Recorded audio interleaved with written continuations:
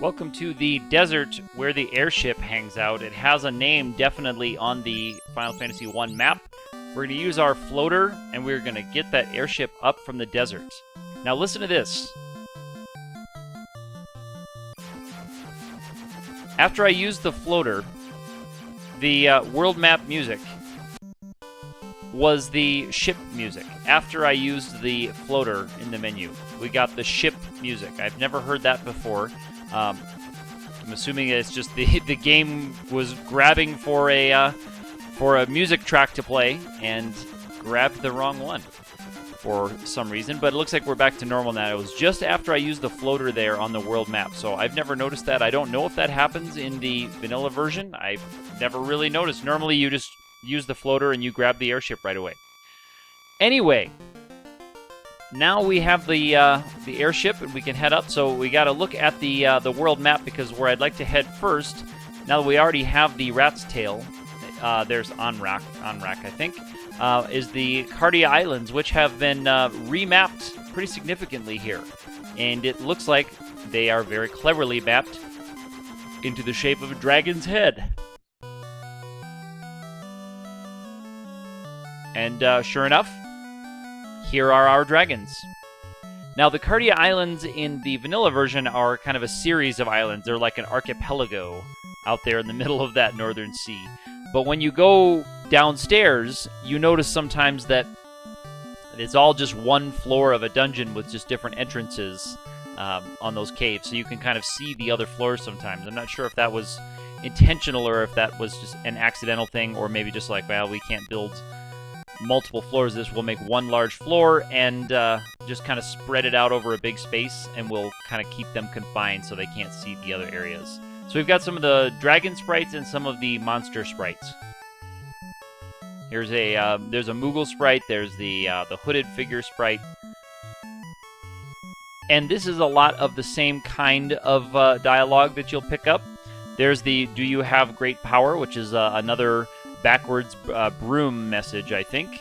There's a reference to Bahamut, who is this is his first appearance, so that makes him probably one of the oldest FF characters. Here they call him the Eidolon Bahamut, which is a fantasy word for a summoned monster, if you're not familiar with Eidolon. At least that's the only context I've seen that word used. I've never heard it spoken aloud, so maybe I pronounce it incorrectly. But the Cardia Islands also have some nice treasure. It's mostly just gold, so it's a way to stock up on cash. There's the Garland sprite, and here's another one of those trapped squares in front of the counter, the Lamia with the Zomblin. This is what I used to level up before the Earth Cave, because I suspect even now this will pay out pretty nicely. The Lamia Zomblin combo. I love that the name Zomblin. It works out great, I think. And it looks like I have forgotten to equip the sword that I picked up on Esper there. Good to know that Esper's still getting 3 hits for 60 damage with no weapon. So that should make things easier. So here, even here in the Cardia Islands, we have the trapped squares in front of the desk. And I'm not sure if that is a intentional or if that's a bleed over from another dungeon, but I'm going to step away from the counter and we'll get out of here. And now that I know there's trapped encounters down here, I came out and saved just so I can pick up the unprofitable business is not a practice of the Eidolons. So I'm wondering what that is a reference to. So here is where I'm noticing, yeah, the "Are you not afraid of me?" I'm impressed. So this is more evidence of Cardia Islands being interconnected in there. So here is another enemy formation of the Lamia Zomblin combo. And I'm not sure if these battles are runnable. I haven't really tried to get out of one for a while. Maybe I did that very first time I saw one in the Dwarf Cave.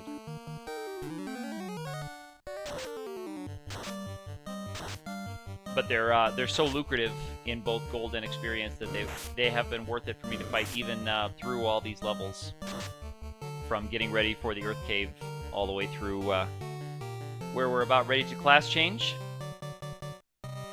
So once we find Bahamut, we'll see the new sprites for the shiny new characters here. And there's the heal staff, which is appears to be a little bit stronger. It appears to be casting heal 2 rather than just heal. So instead of 12 to 24, it's doing, I think, 24 to 48.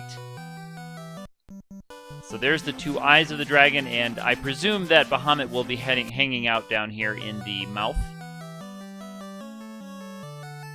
And that is directly what the dragons say in the vanilla version, and that's Bahamut right there. So the Bahamut has a more human form in the sprite. I'm not sure if that's a borrowed sprite from another Final Fantasy game. See, here's where I'm guessing that that's maybe just more of that other floor up there, because I'm kind of blocked off. That might just be more of the floor. That's just a total guess. But here's a look at our sprites. Our knight has a little crown. Sola, the black belt, has got the fists up. He's got I like he's got the dukes have been put up. The black mage is in the battle sprite is the least clear to me as to what's going on there. Here's, as I switch the characters, by the way, you can see the effect of changing the way the text string works. The characters are actually bleeding into the text. You don't have that happen, I don't think, when you only have 4 characters and they're squished into that other one, and you just kind of use 4 capital A's for everybody to get the game started. So I'm just checking to see what the on-field sprites look like there, so we get a look at all 4 of them. The white wizard is much more clearly a female-looking character in this version. I always thought that the white mage character, in the great and ultimately pointless debate about the sex of the white mage in this game, I always thought that the white wizard sprite confirmed that it was a male white mage, but here we went all in on the female and made it an adult woman shape, which is totally fine. The long-standing debate on the white mage is kind of tiresome, so for me anyway. There's a reference to the Mirage Tower, which we will be visiting later on. There's Do You Have Great Power again.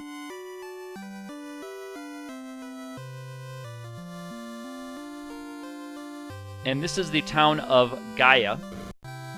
Gaia has one very important piece of equipment that I need, and that is the Protect gauntlet. It looks like in this one, the Protect glove. It is called the Pro Ring in the vanilla version, and it protects you from death elemental attacks, which is very, very important.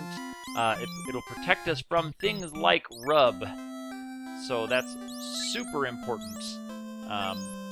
It gives us decent armor and protects from death, and all of our party can equip it.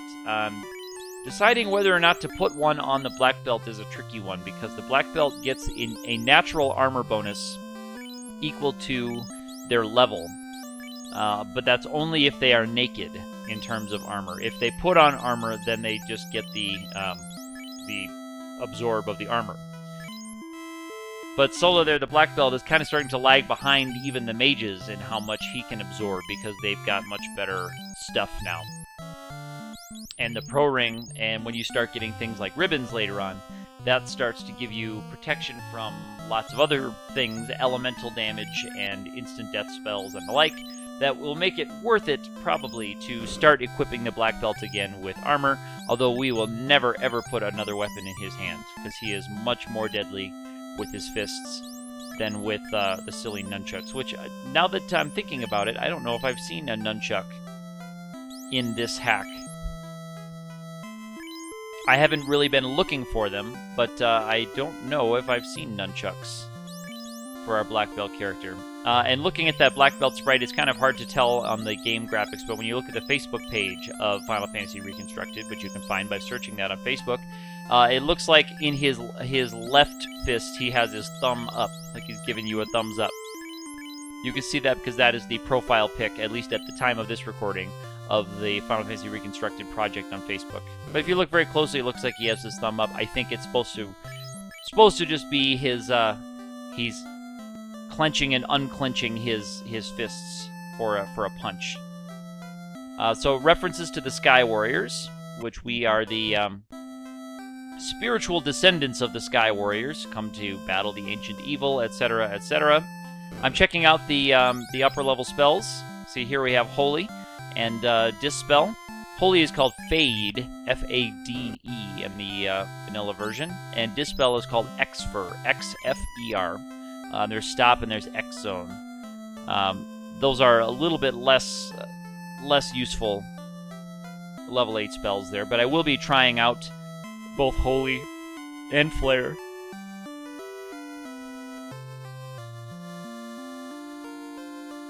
So we'll be taking a look at those. I'll also probably be playing around a little bit with Xfer or Dispel.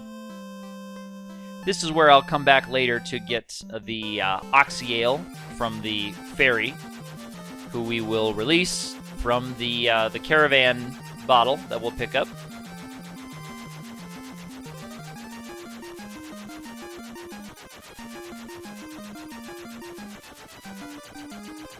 So now we're heading back over to Melmond, simply because Melmond has the Warp spell, the black magic spell that is a black wizard only spell. So now I can learn that Warp spell. So I left a spell space open for Warp, and I also left a spell space open for an even better spell on the white mage side called Exit. So Warp will warp you back one level of a dungeon.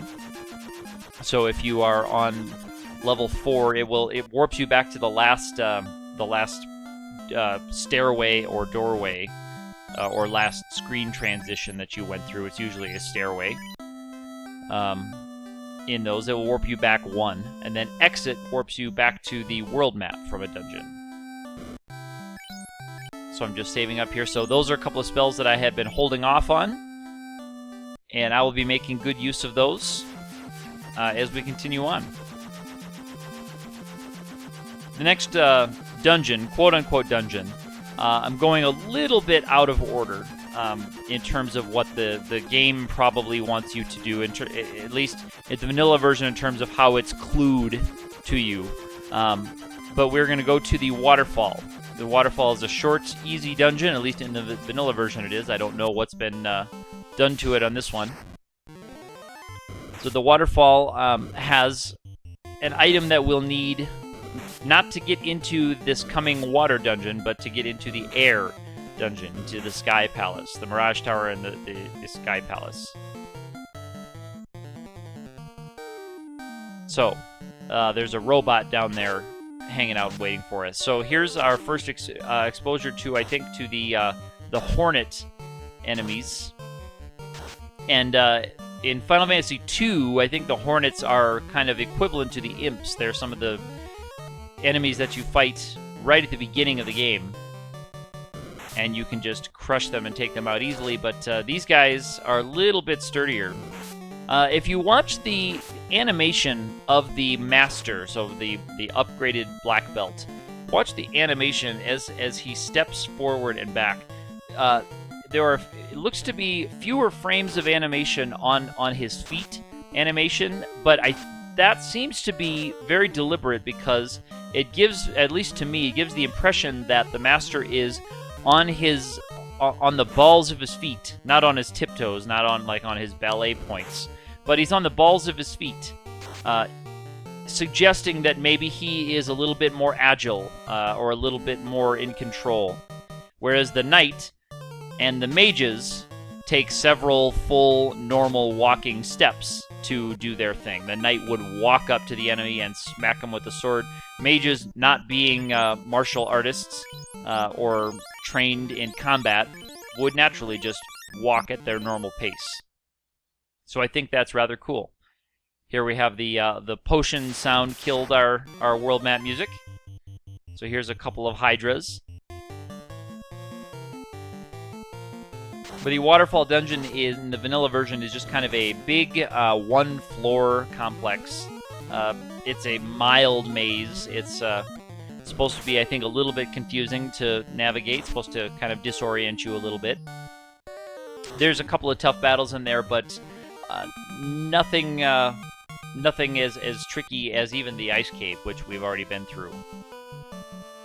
And with the Zeus Gauntlet from that Castle of Ordeals, we should be well equipped to handle just about everything that the Waterfall is going to throw our way. I think the enemies here technically are a little bit more advanced than maybe the ones in the Sea Shrine or the Water Dungeon, but who's counting? So the waterfall flows into this lake up here, and we can canoe right into it.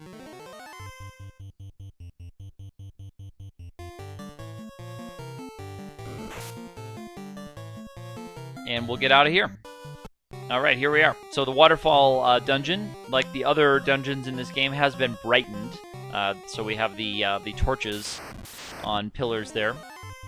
I have a couple of nightmares. These are not too bad, at least in the vanilla version. The nightmares are not too bad. They have the multi-hit attacks and then the snorting ability, which just applies darkness status. So it's been brightened and moved around a little bit. The Waterfall Dungeon has kind of a deep blue-purple tinge to it in the vanilla version, and the texture of the floor, as we've talked about before, we have the larger tiles texture of the floor in this one that we don't really have in the vanilla version. It has a much more small textured floor, which makes it harder to kind of find your way around and see where you are. So here we run into the Lamia enemy as a rando. We fought a Lamia way back in the Marsh Cave as a boss, guarding the Cleric Hammer, if I remember. And we've seen a few Lamias in the trapped squares of the Dwarf Cave and the Cardia Islands there near Bahamut's hangout. So we should get some easy experience here in the waterfall.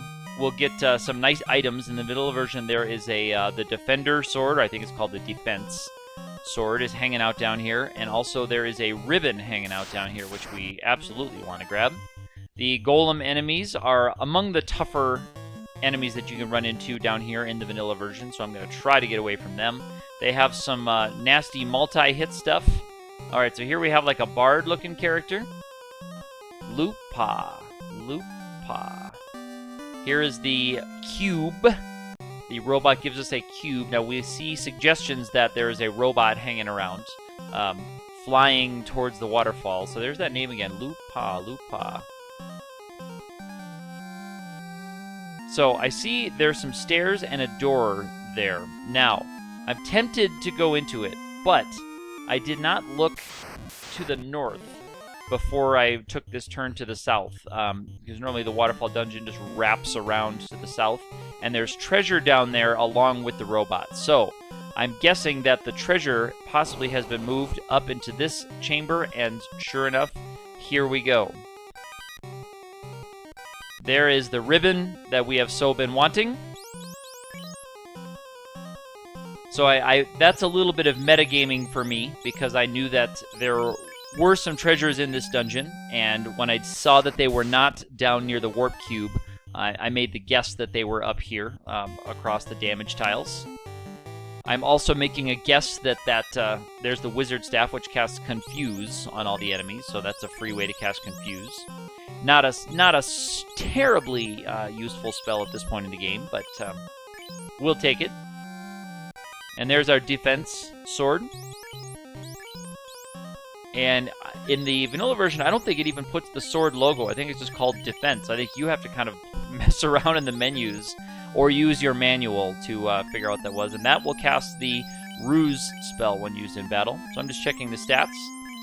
Defense is definitely better. And there's some cash. So I'm going to... I'm thinking that door down there is an exit to the outside, knowing what I know about this hack so far. In terms of reducing backtracking as a way to be a little bit more player-friendly. So we will find out on that. I'm going to fight these guys. I'm going to try out my new wizard staff and make sure it's still casting for me. And there is Ruse. There's a heal staff. Get used to hearing that if you haven't already. The wizard staff it cast a spell, was ineffective on the golem. The golems might not be terribly susceptible to statuses, which would certainly make sense. So, but just by having a spell cast, I know that it's doing something. Likely it's confused still, even if it's missing. Because if the weapon doesn't do anything, you don't even get the spell casting animation. And this waterfall is not going to let me get out of here lightly.